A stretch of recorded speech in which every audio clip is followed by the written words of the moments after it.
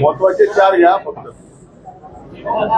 महत्वाचे चार सुरेश प्लीज, महत्वाचे चार फक्त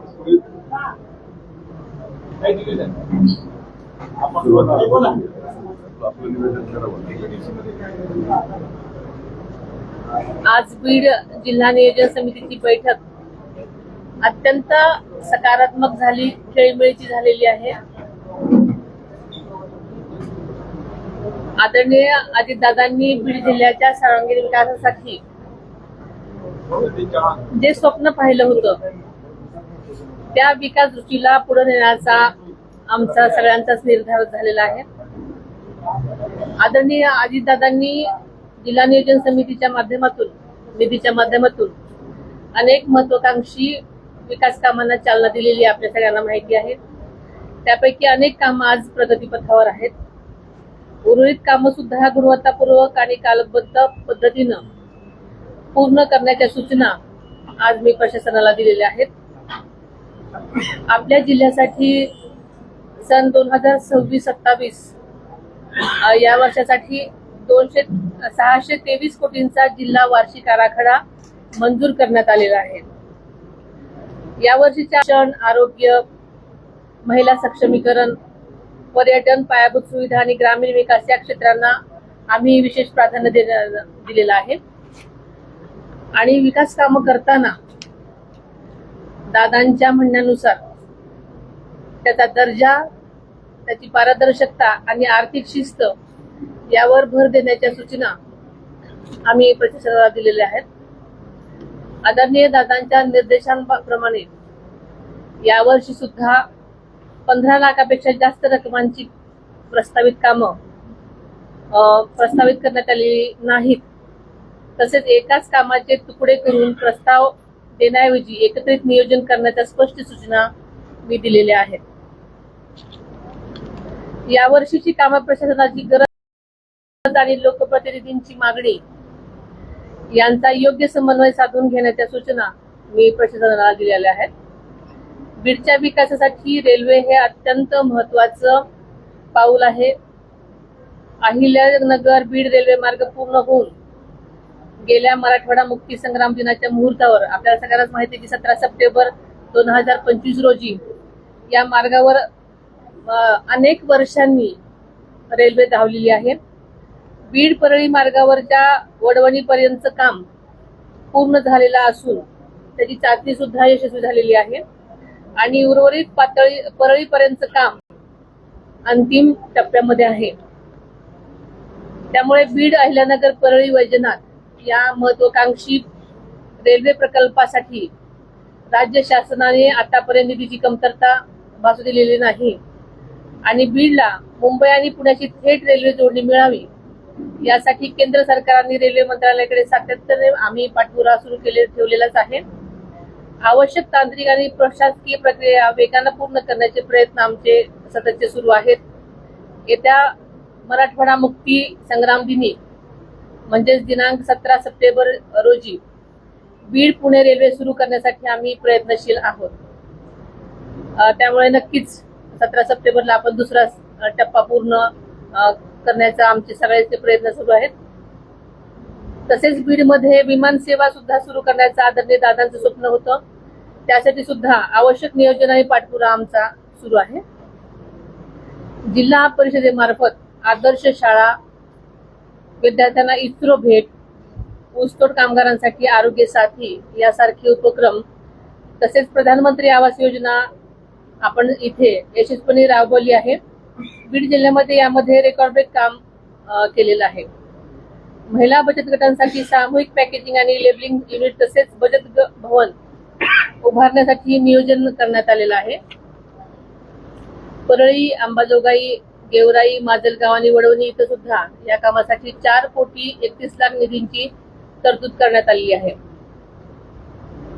बीडच्या खेळाडूंना जागतिक दर्जाच्या सुविधा मिळाव्यात यासाठी 25 कोटींचं अत्याधुनिक क्रीडा संकुल उभारण्याचं मंत्रिमंडळानं नुकतीच मंजुरी दिलेली आपल्या सगळ्याला माहिती आहे। त्याचबरोबर 7 तालुक्यांमध्ये प्रत्येकी 5 कोटी खर्चून तालुका क्रीडा संकुले सुद्धा विकसित केली जाणार आहेत.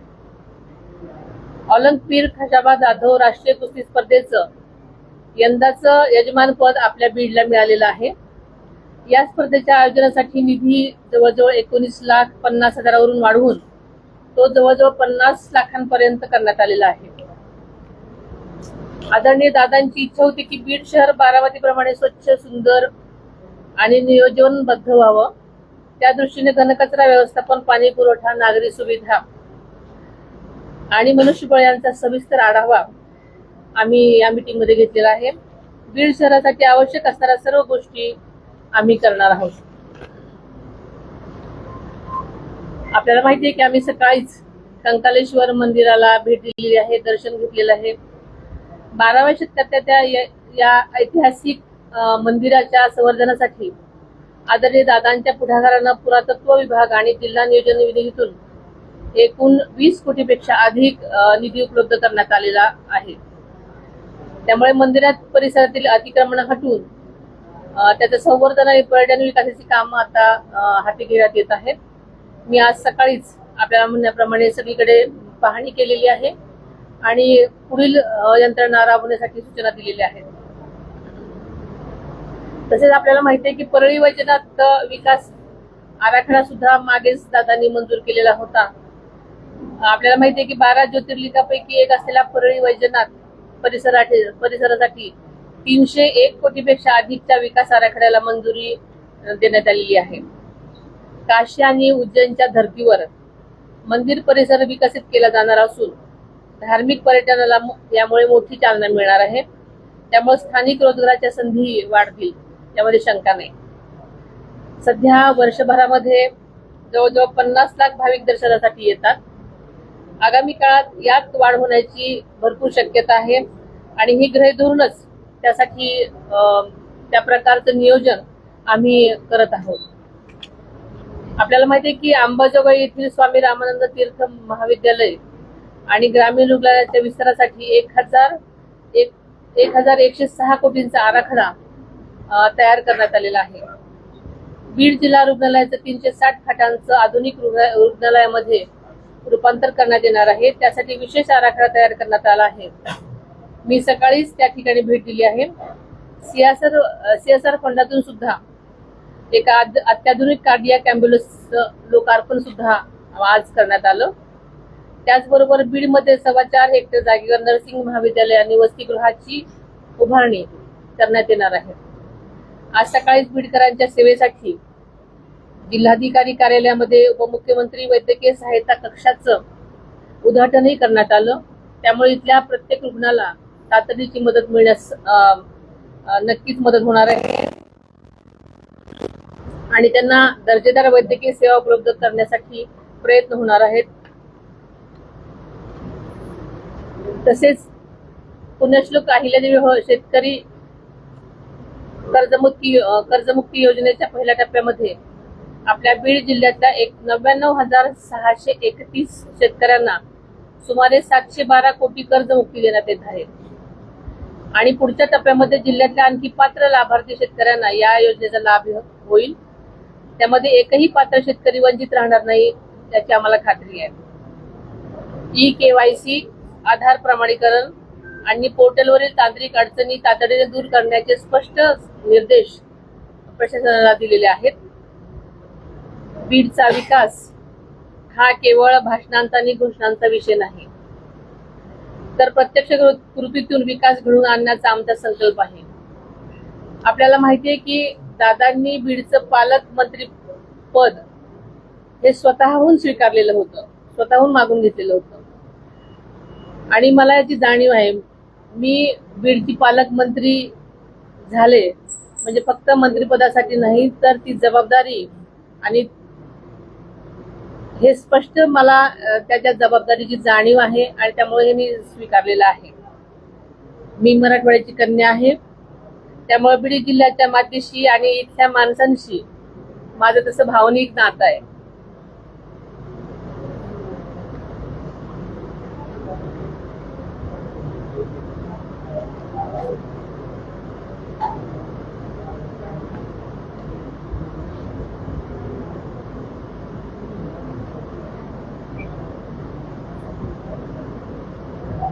आदरणीय दादांनी ज्या जिल्ह्यासाठी जे विकासाचं स्वप्न पाहिलंय ते पूर्ण करण्यासाठी राज्य सरकार पूर्ण ताकदीनं काम करेल. बीडच्या विकासात निधी, नियोजन किंवा प्रशासनाच्या पातळीवर कोणतीही कमतरता राहू दिली जाणार नाही याची मी आज आपल्याला ग्वाही देते. धन्यवाद. प्लीज काही तुम्ही अगदी 7 वाजता कामाला सुरुवात केली, ज्या पद्धतीने दादांनी कामाला सुरुवात करायची. पुन्हा एकदा बेकरामध्ये सकाळी काम करण्यात तुम्ही आज सुरू केल्याचं पाहायला मिळालं. मात्र मागच्या काही कालावधीमध्ये जे विकास काम आहे त्याला कुठेतरी वेगाने याची गती मिळाली, थांबलेली पाहायला मिळाली. आता पुन्हा एकदा या सर्व कामाला गती मिळेल का आणि बीडची बारामती होईल का? बीडची बारामती सारखं बीड होईल. हा खर तर या मीटिंगसाठी विलंब झालेला होता, पण त्याला काहीतरी कारणं होती. पण माझा संपर्क प्रशासनाशी कायमच होता, कारण मला याची जाणीव होती की रोज चाललेल्या गोष्टी, घटना यासाठी ही माझी जबाबदारी आहे आणि मी प्रशासनाच्या प्रत्येक गोष्टीसाठी संपर्कात होते. माझ्या मुंबईलाही बीड जिल्ह्याच्या संबंधित अनेक मीटिंग झालेल्या आहेत, त्यामुळे फक्त मी प्रत्यक्ष इथे नव्हते, पण मी माझा संपर्क रोजचा सगळ्या प्रशासकीय अधिकाऱ्यांशी होता. लोकांचे निवेदन स्वीकारले. तो एक गट्टा जमा झाला होता फार मोठा. लोकांचे किती प्रश्न येतात आणि त्यासाठी तुम्हाला वेळ देणं देखील गरजेचं आहे, कारण थेट तुमच्याशी संपर्क होत नाही. हे वेळ वाढवून काबील करावा लागतो आणि वारंवार तुम्ही दौरा केला तर कुठेतरी बीडच्या विकासाला आणि कायदा सुव्यवस्थेला देखील नक्कीच याच्यामध्ये खंड पडणार नाही, कारण इतके दिवस वेगवेगळ्या निवडणुका होत्या, वेगवेगळे माझी स्वतःची निवडणूक होती आणि अनेक वेगवेगळ्या गोष्टी घडत होत्या, त्याच्यामुळे मला इथे प्रत्यक्ष येता आलं नाही. पण मी डीपीडीसीची मीटिंग पहिली ऑनलाईन घेतलेली होती, त्याच्यामुळे तिथेही खंड पडलेला नाही आणि रोज मी प्रशासनाशी कनेक्टेड असते, त्यामुळे अनेक प्रश्नांवरती ज्या काही गोष्टींचा मला आढावा घ्यायचा असतो किंवा मला काय आदेश द्यायचे असतात, सूचना द्यायच्या असतात, ती मी देत आहे. काही 2025 मध्ये अतिवृष्टी झालेली होती, खूप मोठ्या प्रमाणात नुकसान देखील झालं होतं. मात्र पीक विमा त्यावेळेस मिळाला नाही आणि अतिवृष्टीमध्ये तो खूप पाऊस गेलेला आहे. अद्यापर्यंत जशा तशा आहे. दादांनी पाहणी केली होती, पाहणी केलेली पूर्ण दुरुस्त होतील अशी अपेक्षा होती, मात्र अद्यापर्यंत दुरुस्त झाली नाही. लोकांची अडचण तशीच आहे. काल आणि आज आमची या सगळ्याच विषयांवरती बैठका झालेल्या आहेत. अनेक मागच्या गोष्टींचा आढावा घेण्यात आलेला आहे आणि संबंधित अधिकाऱ्यांना त्या प्रकारच्या सूचना काम पूर्ण करण्यासाठी देण्यात आलेल्या आहेत. कारण माझ्या बरोबर सगळेच लोकप्रतिनिधी होते, त्यांनी तुम्ही सांगितलेल्या गोष्टी सांगितलेल्या आहेत, त्यामुळे सगळ्यांनीच ज्या ज्या काही गोष्टी सांगितलेल्या आहेत, जी काही कामं प्रलंबित होती त्या पूर्ण करण्यासाठी मी सूचना दिलेल्या आहेत. पीक विमा मिळाला नाही. पीक विमाचा प्रश्न सुटला नाही. त्यासंबंधी सुद्धा आमची काल चर्चा झाली आणि पुढील कारवाई करण्यासाठी मी त्याच्या सूचना दिलेल्या आहेत. कायदा सुव्यवस्थेचा प्रश्न आहे. बस सुरेश, हो, कायदा सुव्यवस्थेचा प्रश्न आहे. सुरेश आभार. संस्थाच्या कार्यालयामध्ये मारहाण करतात. पुस्तक घेऊन आपल्याला शुभेच्छा देण्यात येत माहिती घेतली. थँक्यू. सगळ्यांचे मनापासून आभार.